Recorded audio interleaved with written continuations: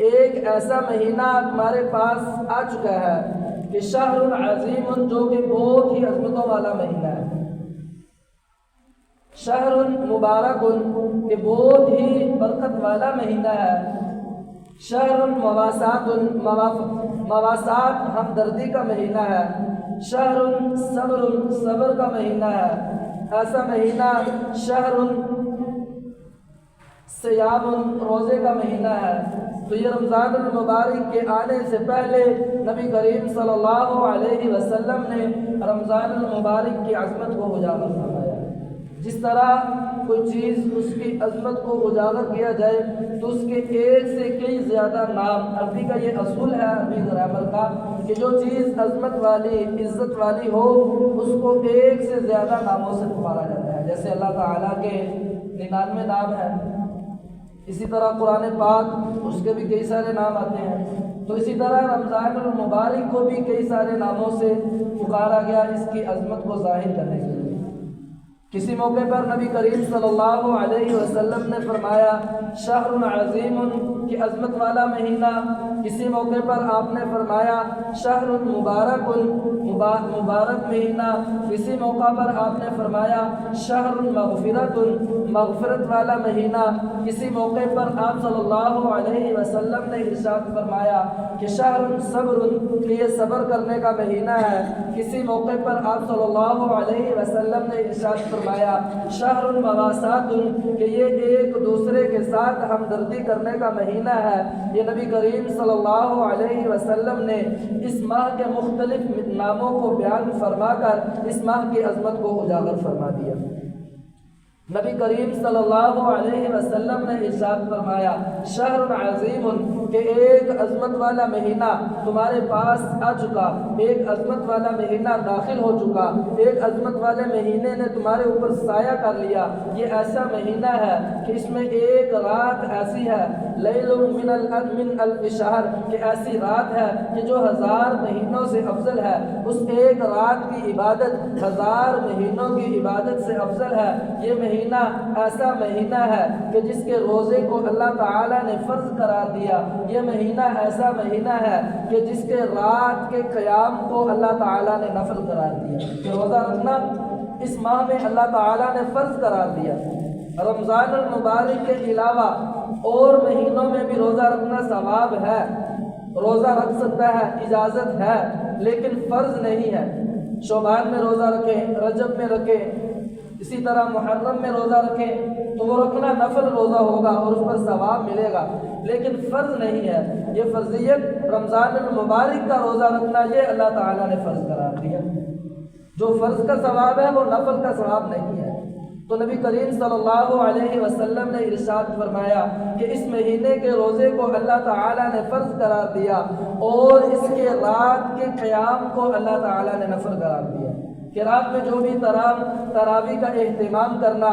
اور نوافل کا اہتمام کرنا، تہجد کا اہتمام کرنا، تو یہ ساری عبادات اللہ تعالیٰ نے اس میں ان کو بھی اللہ تعالیٰ نے عظمت دی، ان عبادات کا بھی اللہ تعالیٰ نے ذکر فرمایا۔ پھر نبی کریم صلی اللہ علیہ وسلم نے ارشاد فرمایا کہ یہ ایسا مہینہ ہے، یہ صبر کا مہینہ ہے، ایسا مہینہ تمہارے پاس آ چکا جو صبر کا مہینہ ہے، صبر کا، اور صبر کا بدلہ جنت ہے، صبر کا بدلہ جنت ہے۔ صبر کیا کہ رمضان المبارک کا مہینہ آیا، انسان صبح سحری کے وقت میں اٹھا، سحری کی، اللہ تعالیٰ کا حکم تھا کہ اے میرے بندے روزہ رکھ، یا ایھا الذین آمنوا کتب علیکم الصیام کما کتب علی الذین من قبلکم، کہ اے ایمان والو میں نے روزہ تمہارے اوپر فرض کر دیا جیسا کہ پہلی امتوں پر روزہ فرض کیا گیا تھا، اب تم روزہ رکھو۔ اللہ تعالیٰ کا حکم تھا، انسان کے لیے صبح سحری کے وقت میں اٹھنا مشکل تھا، لیکن اس نے اس مشقت کو برداشت کیا۔ صبر اسے ہی کہتے ہیں کہ انسان ایک چیز مشکل ہے، اس میں اس کو مشقت ہو رہی ہے، اس مشقت کو برداشت کرے اور اس کام کو پائے تکمیل تک پہنچائے، اسے صبر کہا جاتا ہے۔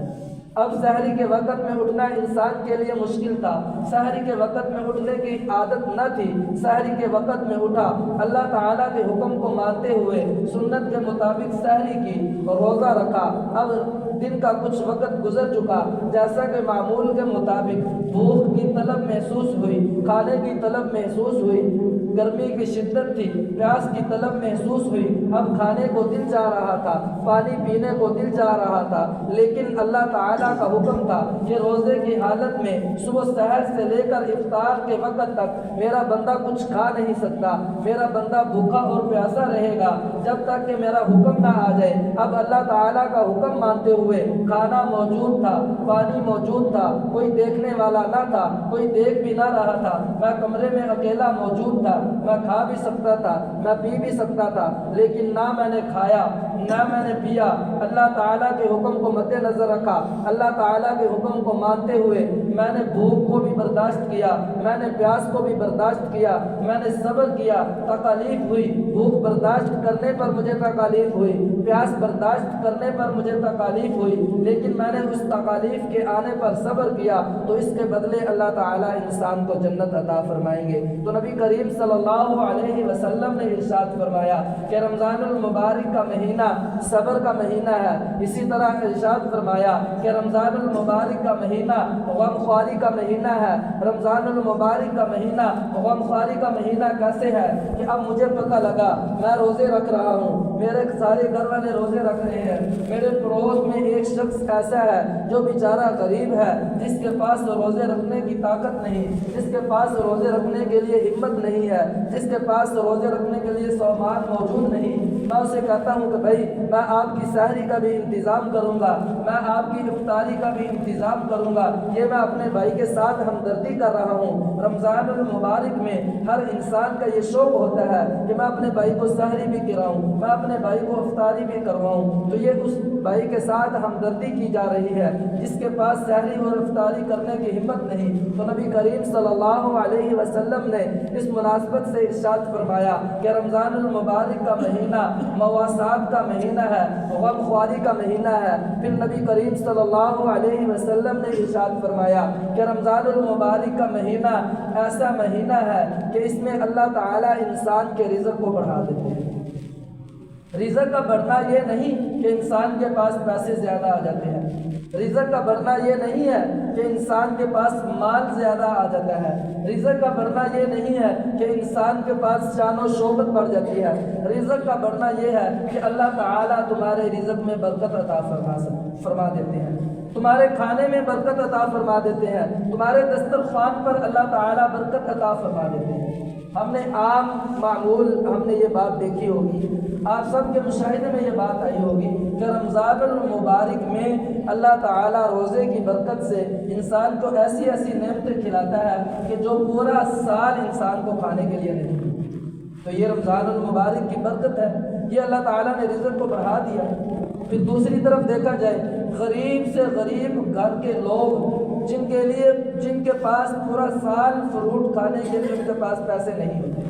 پورا سال ان کے پاس یہ ہمت نہیں ہوتی کہ وہ شربت کے 2 گھونٹ پی لے، پورا سال کوئی ان کے پاس کچھ کھانے کے لیے موجود نہیں ہوتا، لیکن رمضان المبارک میں اللہ تعالیٰ نے رزق کیسے بڑھایا کہ اب ان کے گھر میں بھی طرح طرح سے فروٹ آ رہے ہیں، آپ نے دے دیا، میں نے دے دیا، اور نہیں تو کسی جگہ پر کسی بھائی نے افطاری کا اہتمام کیا تو وہ بھی اس افطاری میں شامل ہو گئے، تو انہیں بھی وہ ساری نعمتیں کھانے کو مل گئی جو انہوں نے پورا سال نہ کھائی تھی۔ تو اللہ کے نبی نے ارشاد فرمایا کہ رمضان المبارک کے مہینے میں اللہ تعالیٰ رزق کو بڑھا دیتے ہیں، اس سے مراد یہ کہ اللہ تعالیٰ رزق میں برکت عطا فرما دیتے ہیں۔ تو یہ رمضان المبارک کا مہینہ ایسا مہینہ ہے کہ جو چند ہی دن باقی ہے، رمضان المبارک کا مہینہ ہمارے پاس آنے والا ہے، بہت ہی عظمتوں والا مہینہ، بہت ہی برکتوں والا مہینہ۔ نبی کریم صلی اللہ علیہ وسلم نے ارشاد فرمایا کہ یہ ایسا مہینہ ہے کہ جس میں اللہ تعالیٰ نفل کے ثواب کو فرض کے برابر کر دیتے ہیں،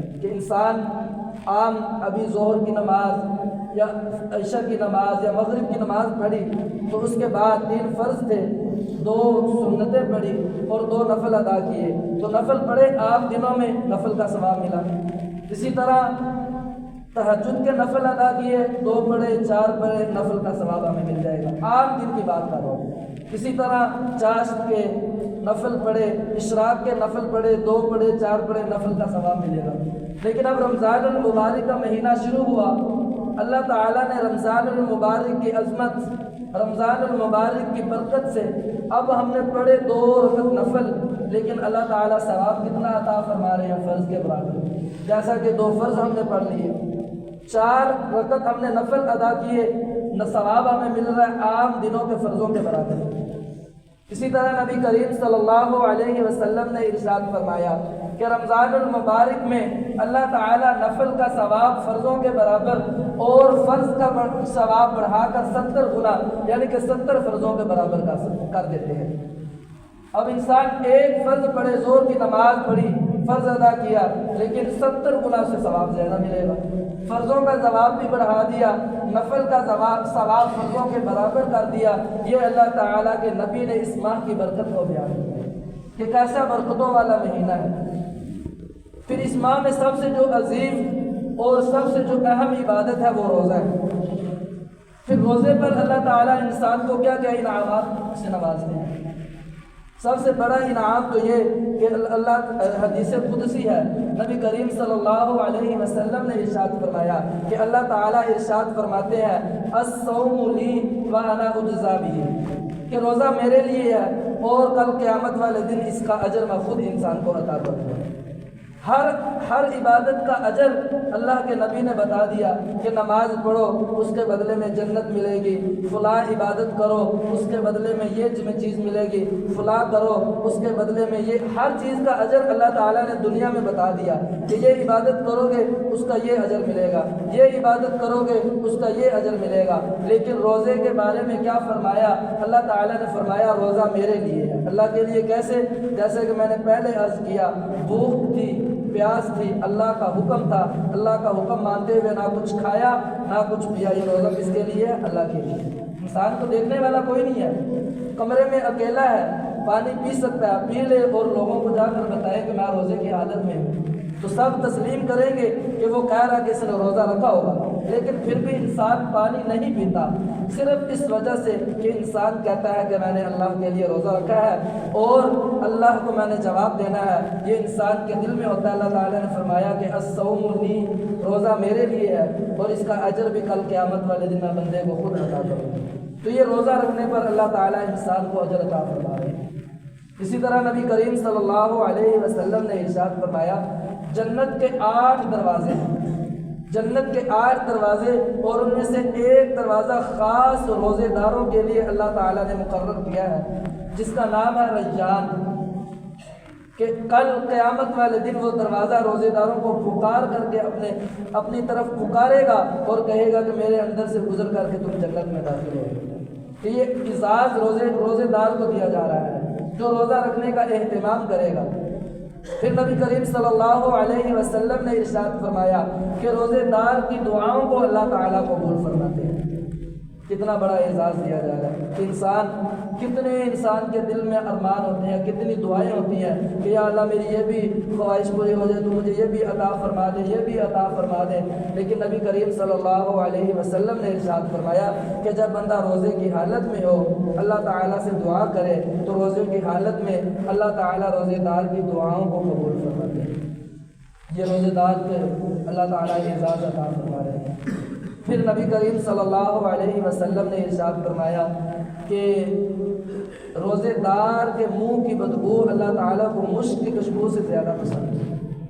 معدہ خالی رہنے کی وجہ سے بعض اوقات ہم نے یہ دیکھا ہوگا کہ خالی معدے کے خالی رہنے کی وجہ سے منہ میں سے ایک اسمیل عجیب سی بدبو سی آنا شروع ہو جاتی ہے، تو لیکن اللہ تعالیٰ نے کیا اسے اجر عطا فرما دیا، کیا اللہ تعالیٰ نے اسے شان عطا فرما دی کہ اس بدبو کو بھی اللہ تعالیٰ نے یہ فرمایا اس بندے نے روزہ میرے لیے رکھا تھا، اب یہ اس کے منہ کی بدبو نہیں رہے گی، بلکہ یہ مجھے، جب اللہ تعالیٰ کو اتنی پسند ہے اللہ تعالیٰ نے فرمایا کہ یہ مجھے اس روزے دار کے منہ کی بدبو مجھے مشک کی اور عنبر کی خوشبو سے بھی زیادہ پسند ہے۔ کہ معدہ خالی رہنے کی وجہ سے منہ سے بدبو آ رہی ہے وہ اللہ تعالیٰ کو کتنی زیادہ پسند ہے۔ تو یہ روزے دار کو سارے انعامات اللہ تعالیٰ روزے کی وجہ سے عطا کرتا ہے۔ تو آج ہمیں بھی رمضان المبارک کا مہینہ شروع ہونے والا ہے. اگلا جمعہ انشاءاللہ ہم پڑھیں گے تو رمضان المبارک کا مہینہ ہوگا. ہم روزے کی حالت میں جمعہ پڑھنے کے لیے آئیں گے انشاءاللہ. لیکن ہمیں جس بات پر اہتمام کرنا ہے، جس بات کا ہمیں خیال رکھنا ہے وہ یہ ہے کہ یہ اتنا عظمت والا مہینہ، اتنا بابرکت مہینہ کہ جس ماہ کی فضیلت کو بھی آپ صلی اللہ علیہ وسلم نے بیان کیا، اس ماہ میں روزہ رکھنے کی فضیلت کو بھی آپ صلی اللہ علیہ وسلم نے بیان کیا، اللہ تعالیٰ نے بیان کیا. اور اسی طرح اس ماہ میں نفل پڑھنے والے کی فضیلت کو بیان کیا، فرض پڑھنے والے کی فضیلت کو بیان کیا. اتنا بابرکت مہینہ، لیکن اگر ہم اس میں بھی غفلت سے کام لیں، اس میں بھی ہماری ترتیب وہی ہو جو غیر رمضان میں تھی کہ نماز کے لیے وقت ملا پڑھ لی، نہ ملا چھوڑ دی، تلاوت قرآن پاک کے لیے وقت ملا کر لی، نہ ملا چھوڑ دی، روزہ اگر ہماری صحت اجازت دے رکھ لیا، نہ دے تو چھوڑ دیا، تو ایسا نہیں میرے بھائی. ابھی سے ہم یہ نیت کریں کہ رمضان المبارک کا مہینہ جس طرح سے اسے گزارنے کا حق ہے، ہم اپنے آپ کو بجائے دنیاوی کاموں میں تھکائیں. سارا سال کے 11 مہینے ہم اپنے آپ کو دنیاوی کاموں کے لیے تھکاتے ہیں کہ دنیا میں محنت کر رہے ہیں، ہماری ڈیوٹی، ہمارا کام، ہمارا کاروبار، ہمارے بیوی بچے، دنیا کے پیچھے ہم لگے ہوئے ہیں. نماز کی فکر نہیں، موقع مل گیا تو پڑھ لی، عبادات کی طرف کم دھیان ہوتا ہے. لیکن یہ ایک مہینہ اللہ تعالیٰ نے ہمیں ایسا عطا کیا، اس میں ہم عزم اور ارادہ کر لیں کہ اس ماہ میں ہم نے زیادہ سے زیادہ اپنا دھیان، اپنی توجہ، اپنا زیادہ سے زیادہ لگاؤ ہم نے عبادات کی طرف کرنا ہے. ہماری نماز تکبیر اللہ سے فوت نہ ہو، 5 وقت کی نماز ہمیں جماعت کے ساتھ ملے. پھر ہماری یہ ترتیب ہو کہ ہم نے ہر نماز کے بعد اتنا قرآن پاک پڑھا. اگر ایک بندہ ہر نماز کے بعد 2 صفحے 2 ورقے قرآن پاک کے پڑھے گا تو 5 نمازیں اس کا ایک سپارہ ایک دن میں مکمل ہو سکتا ہے. 2 ورقے پڑھنا کوئی مشکل نہیں ہے. تو اس ترتیب سے اگر بندہ نیت کر لے یا کم از کم 1 سپارہ میں نے روزانہ تلاوت کرنی ہے، 5 نمازیں، ہر نماز کے بعد 1 سپارہ پڑھے تو 5 سپارے ایک دن میں. تو یہ ہمیں ساری ترتیب، ہم اپنے آپ کو رمضان میں عبادات کے لیے تھکائیں کہ ہر نماز کے بعد ہم نے اتنے اضافی نفل ادا کرنے ہیں. ہم نے ساری سے چند گھڑیاں، چند لمحات پہلے اٹھ کر کے ہم نے نوافل تہجد کے نفل ادا کرنے ہیں. اسی طرح پھر نماز فجر پڑھ کے اشراق تک مسجد میں بیٹھ کر قرآن پاک کی تلاوت، اشراق پڑھ کے اس کے بعد ہم گھر چلے جائیں گے. تو یہ تو سیزن ہمیں مل رہا ہے نیکیاں کمانے کا، اگر ہم اس کو بھی کھو دیں گے تو پھر نبی کریم صلی اللہ علیہ وسلم کی حدیث وہ بھی ہماری نگاہ میں ہونی چاہیے کہ رمضان المبارک کے مہینے میں جس شخص نے مغفرت نہ ہوئی تو اس کے لیے نبی کریم صلی اللہ علیہ وسلم کی جو وعید ہے وہ بھی ہمارے ذہن میں ہونی چاہیے کہ نبی کریم صلی اللہ علیہ وسلم، صحابہ کرام کا مجمع تھا، آپ صلی اللہ علیہ وسلم مسجد نبوی میں تشریف لائے اپنے حجرہ مبارک سے جمعہ پڑھانے کے لیے. تو آپ صلی اللہ علیہ وسلم نے پہلے ممبر کی پہلی سیڑھی پر قدم رکھا تو آپ صلی اللہ علیہ وسلم نے بولا آمین. دوسری سیڑھی پر قدم رکھا تو پھر یہی ارشاد فرمایا آمین. تیسری سیڑھی پر قدم رکھا تو پھر یہی ارشاد فرمایا آمین. آپ صلی اللہ علیہ وسلم ممبر پر تشریف فرما ہوئے، جمعہ ارشاد فرمایا، صحابہ کرام نے جمعہ پڑھا، جمعے سے فارغ ہوئے، صحابہ کرام کی لگن تھی، محبت تھا،